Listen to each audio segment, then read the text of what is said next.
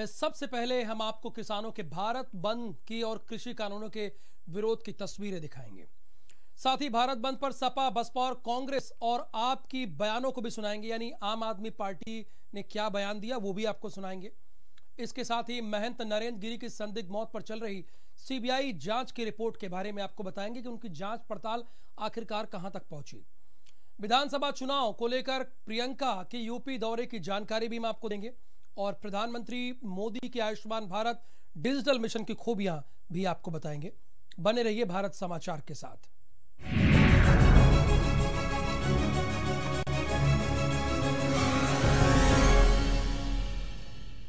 केंद्र के 3 कृषि कानूनों के खिलाफ संयुक्त किसान मोर्चा ने भारत बंद किया है, जिसके बाद दिल्ली, नोएडा, गुरुग्राम हाईवे पर कई किलोमीटर तक गाड़ियों की लंबी कतार लग गई है।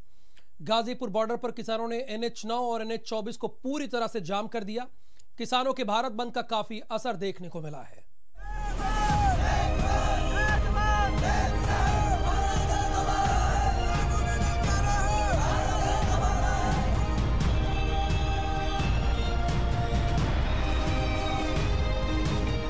ये किसानों के भारत बंद की तस्वीरें, ये अन्नदाताओं के आंदोलन की तस्वीरें, ये किसानों की महाशक्ति के महाप्रदर्शन की हवा है। अन्नदाता पिछले कई महीनों से सड़कों पर बैठा है, अपनी ही रोजी रोटी के लिए सड़क पर जान दे रहा है और उसके बाद भी कोई समाधान नहीं मिल रहा है, जिसके बाद किसान संगठनों ने भारत बंद बुलाया। किसानों के भारत बंद के चलते गुरुग्राम और नोएडा में भीषण जाम लग गया। जाम से लोग परेशान, घंटों तक परेशान हुए। गुरुग्राम के राजौरी बॉर्डर पर तो कई किलोमीटर तक का लंबा जाम लगा रहा। ग्रेटर नोएडा में भी भारत बंद को लेकर भारी संख्या में किसान जुटे थे और नए कृषि कानून के विरोध में यमुना एक्सप्रेसवे के 0 पॉइंट को जाम कर दिया। किसानों का कहना है कि जब तक कृषि कानून वापस नहीं होंगे तब तक लगातार इनका धरना प्रदर्शन जारी रहेगा, जो इन्हें रोकने की कोशिश कर रही है। लेकिन किसान है कि अब अपना आगे बढ़ते जा रहे हैं। पूरे उत्तर प्रदेश में भी किसानों ने कृषि कानून के विरोध में सड़कों पर निकलकर बीजेपी सरकार के खिलाफ नारेबाजी की। पीलीभीत, बांदा, अमरोहा, बिजनौर, अलीगढ़ और गाजियाबाद सहित मेरठ, नोएडा, बुलंदशहर, सुल्तानपुर में किसानों ने जमकर हल्ला बोला और सरकार से तीनों कृषि कानूनों को वापस लेने की मांग की।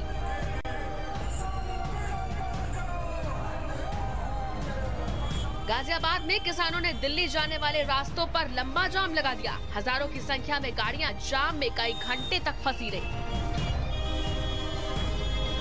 आंदोलनकारी किसान भारत बंद को सफल बनाने में जुटे रहे।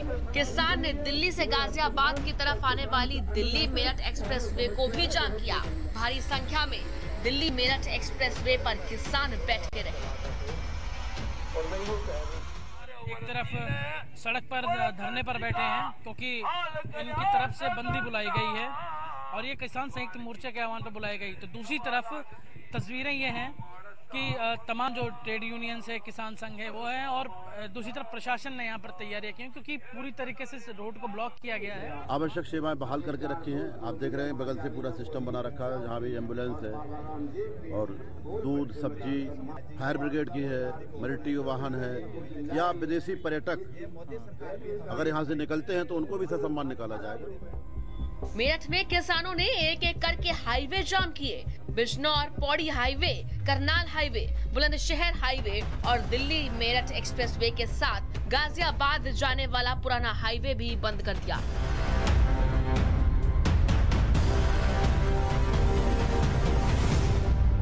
का कहना है कि मुख्यमंत्री से वार्ता किए बगैर ये यहाँ से नहीं जाएंगे और इनके जो राष्ट्रीय अध्यक्ष हैं ठाकुर पूरन सिंह वो हमारे साथ हैं। सर, क्या आप लोगों ने फैसला किया है यहाँ आने के बाद?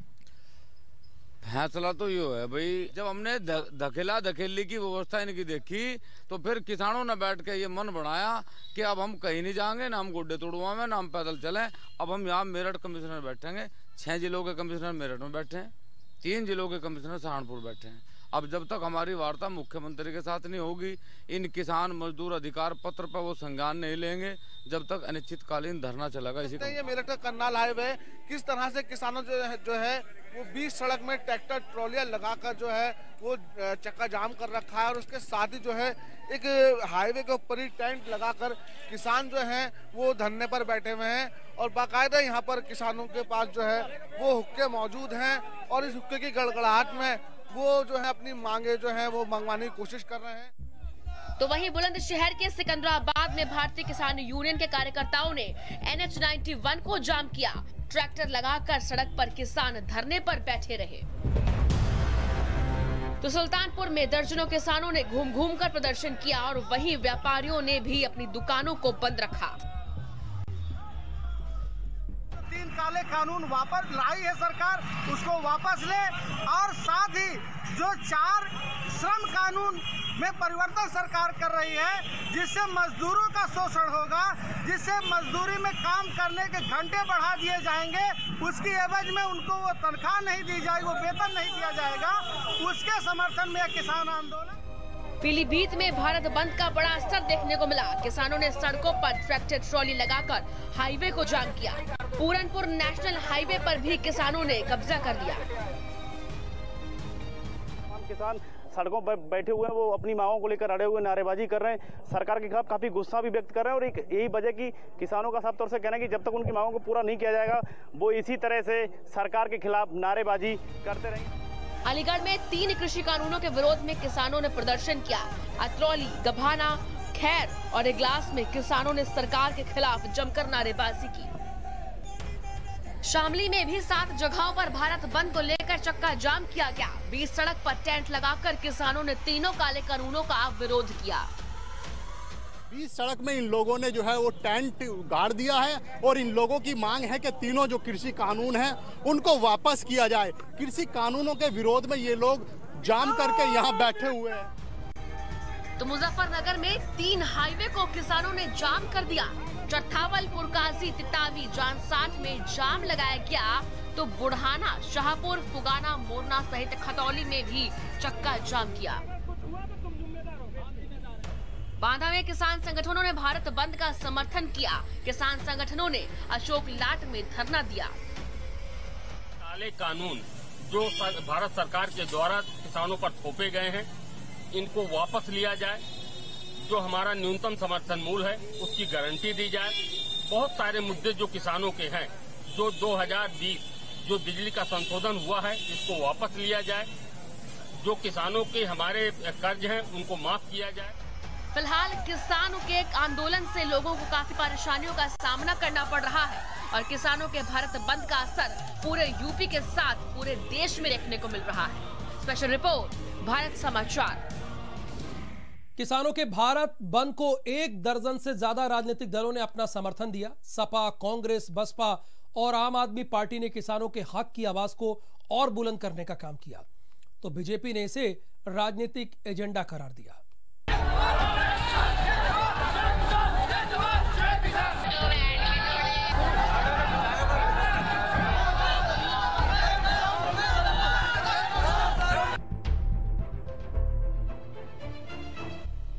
ये किसानों के महाआंदोलन की महाशक्ति है। दिल्ली, नोएडा, गाजियाबाद समेत पूरे देश में किसानों ने हुकार भरी और भारत बंद किया। नोएडा में किसानों ने उग्र प्रदर्शन किया और पुलिस के लगाए बैरिकेडिंग को तोड़कर नारेबाजी की। नोएडा प्राधिकरण दफ्तर की रोड पर पहुंचे किसानों ने जमकर नारेबाजी की। बैरिकेडिंग के हालात आप देख सकते हैं कि किस तरीके के बैरिकेडिंग यहाँ पर जो है तोड़ी गई है और किसान आगे बढ़ने की कोशिश कर रहे हैं। 27 दिन तकरीबन हो चुके हैं और इसी तरीके से कई बार किसान जो हरोला बारात घर पे प्रदर्शन कर रहे थे, धरना दे रहे थे, वहां से नोएडा विकास प्राधिकरण आने की कोशिश कर रहे थे, लेकिन पुलिस की तैनाती थी, कहीं ना कहीं वो नोएडा विकास प्राधिकरण नहीं आ पाए। आज तकरीबन 27 दिनों के बाद ये कह सकते हैं कि किसानों ने कई जगह की बैरिकेडिंग तोड़ी और उसके बाद यहाँ तक पहुँच गए। गाजीपुर बॉर्डर पर किसानों का प्रदर्शन लगातार जारी है। किसान बॉर्डर पर डटे हुए हैं। भारतीय किसान यूनियन के प्रवक्ता राकेश टिकैत का क्या कहना है, आपको सुनाते हैं। सरकार अगर लोकतांत्रिक तरीके से देश में चुनाव हो तो टेंशन में आएगी। सरकार गुंडागर्दी पर चुनाव कर रही है। सरकार सरकारी बंदूक की ताकत पे कानून का गलत इस्तेमाल करके कर रही, डरा के वोट लेना चाहती है। वहीं किसानों का समर्थन करने पहुंचे कांग्रेस के दिल्ली प्रदेश अध्यक्ष ने भारत समाचार पर खास बात करते हुए कहा कि तीनों कानून को वापसी के लिए वो किसानों के साथ खड़े हैं। मोदी जी के पास अपने चुनावी दौरे के लिए समय है। 10 महीने पे उनके पास 10 मिनट का समय नहीं निकला कि वो जाकर के किसानों के बीच में उनके दर्द को महसूस कर सकें। और वो हम पे प्रश्न उठाते हैं कि कांग्रेस राजनीति कर रही है। क्यों हम प्रश्न नहीं पूछे?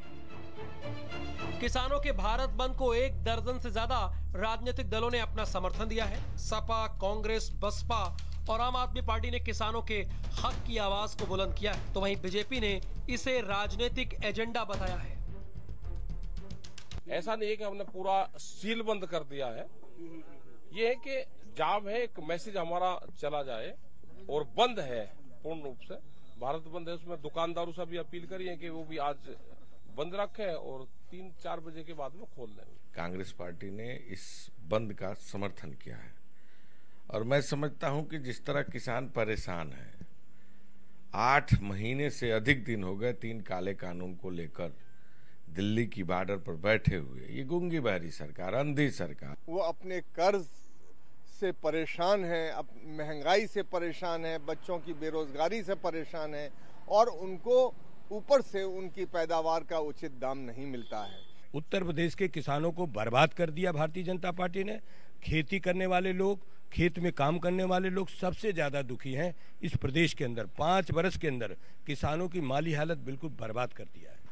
राकेश टिकैत जी की जो अब ये बात जो है वो जनता को भी अच्छी नहीं लग रही, किसानों को भी अच्छी नहीं लग रही कि 10 साल तक क्या इस तरह का काम कर सकते हैं तो करें, अब उस पर कौन रोक लगाए हुए। लेकिन हमारी सरकार लगातार उनसे अपील कर रही है कि आप वार्ता करिए, हम वार्ता करने के लिए तैयार हैं। कि जब ये कानून आया था तो संसद के अंदर भारतीय जनता पार्टी के पास संख्या बल नहीं था, विपक्ष का संख्या बल किसानों के साथ था और ये काला कानून किसी भी हालत में संसद में पास नहीं हो सकता था।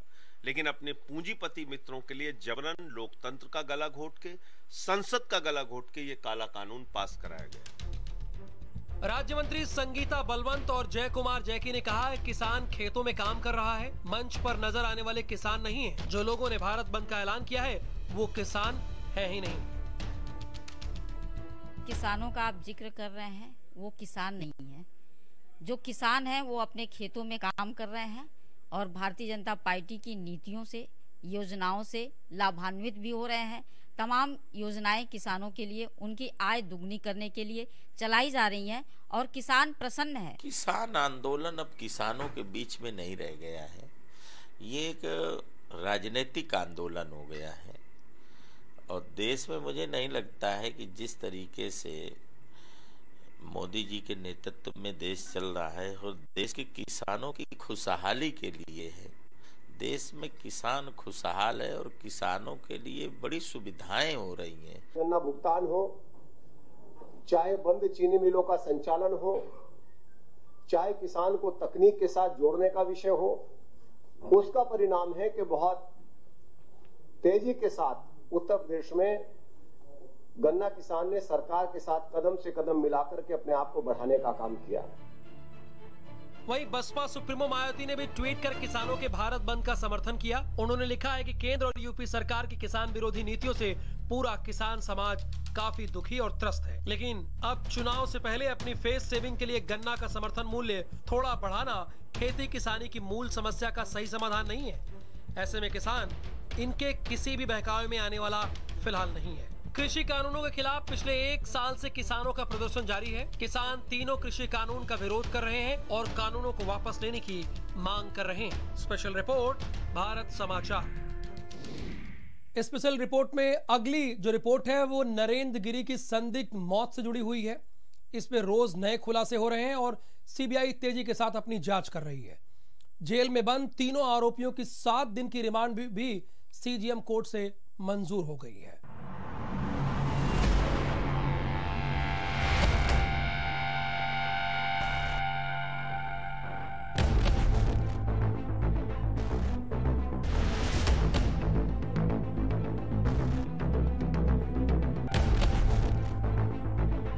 अखिल भारतीय अखाड़ा परिषद के अध्यक्ष महंत नरेंद्र गिरी की मौत के मामले की जांच कर रही सीबीआई तीसरे दिन श्रीमठ बाघांबरी गद्दी पहुंची। सीबीआई की एक टीम मेन गेट से मठ के अंदर प्रवेश की तो सीबीआई की दूसरी टीम पिछले गेट से भी मठ के अंदर दाखिल हुई। टीम के साथ CFSL के फॉरेंसिक एक्सपर्ट भी मौजूद रहे। इस कमरे में मृत पाए गए थे महंत नरेंद्र गिरी। वहाँ पे क्राइम सीन रिक्रिएशन हुआ था।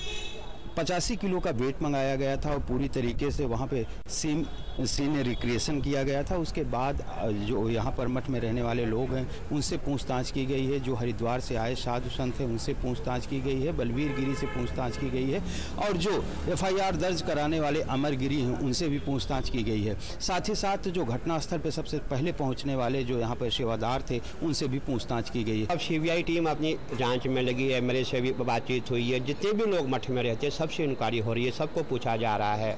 मेरे से भी पूछा गया है तो जो हम जानते हैं हमने उनको बता दिया है। अब जांच जो है जांच 1-2 दिन में जो भी अभी जितने हमारे व्यक्ति जो यहाँ रहने वाले सबको बुलाया जाएगा। सबकी जांच होगी। सबसे जो है CBI टीम अपनी अपनी हिसाब से जांच करेगी। वहीं प्रयागराज की CGM कोर्ट ने मामले में गिरफ्तार तीनों मुख्य आरोपियों आनंद गिरी, अद्या तिवारी, संदीप तिवारी को 7 दिन के लिए CBI की रिमांड में भेज दिया है। हालांकि CBI ने अदालत से 10 दिन की रिमांड मांगी थी। CBI ने जो है आज CGM कोर्ट में जो है अपना प्रार्थना पत्र दे करके जो है PCR की मांग की थी और PCR के लिए उन्होंने 10 दिन की रिमांड की मांग की थी। आज यहाँ पर CGM साहब ने जो है कल शाम मतलब कल दिन में 9 बजे से सुबह से और 4 तारीख की शाम तक के लिए उनको रिमांड स्वीकृत किया है। रिमांड आज आनंद गिरी जी की, आद्या तिवारी जी की और संदीप तिवारी की हुई है। कितने दिन की हुई है? 7 दिन की। वहीं CBI ने क्राइम सीन का दोबारा रिक्रिएशन किया। इसके लिए CBI ने उस पंखे से महंत नरेंद्र गिरी के वजन के बराबर के बोरे को लटकाया जैसे उनकी लाश लटकी हुई मिली थी और सेवादारों से पूछताछ भी की। जिस कमरे में महंत नरेंद्र गिरी का शव मिला था उसे सील कर दिया गया।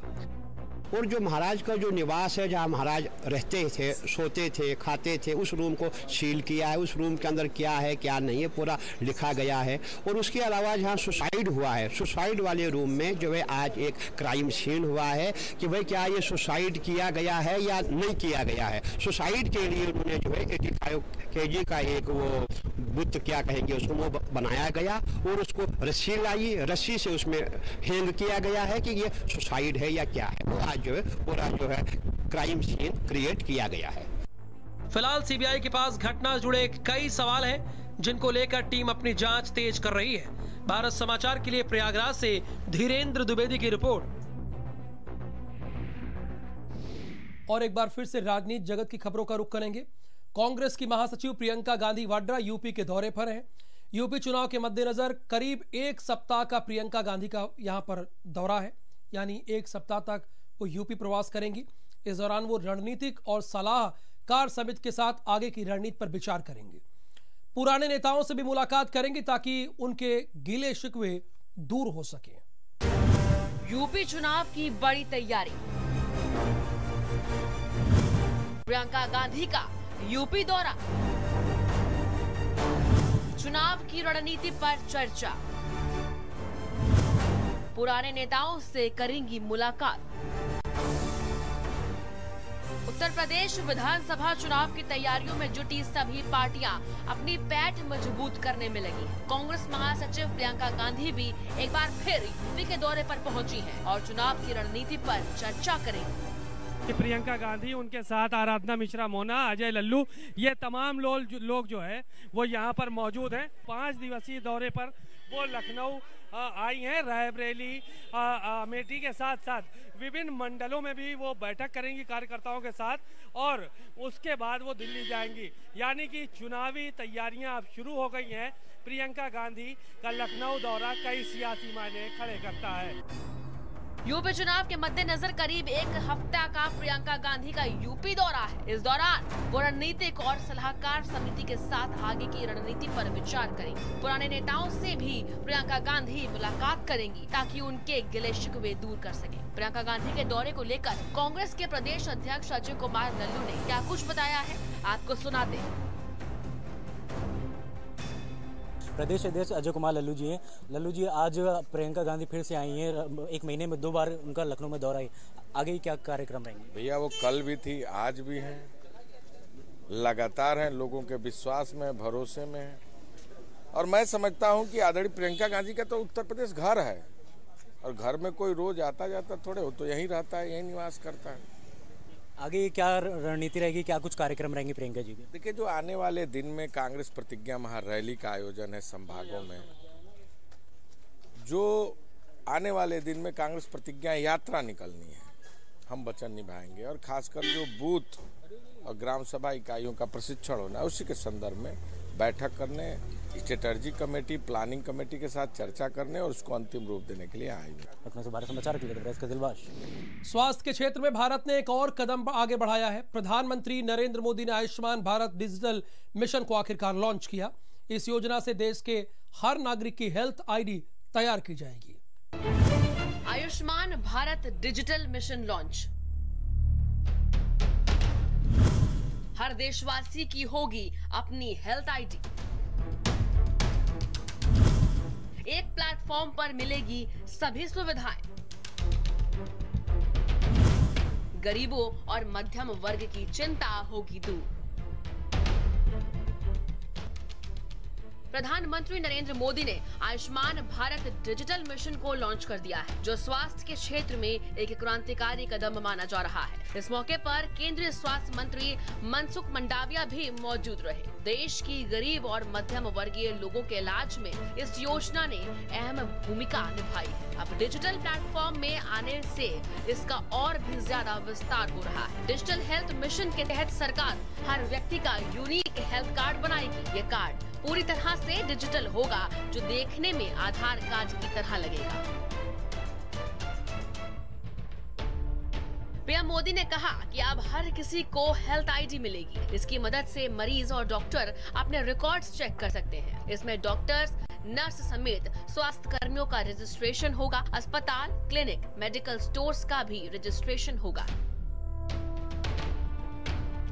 देशवासियों को अब एक डिजिटल हेल्थ आईडी मिलेगी।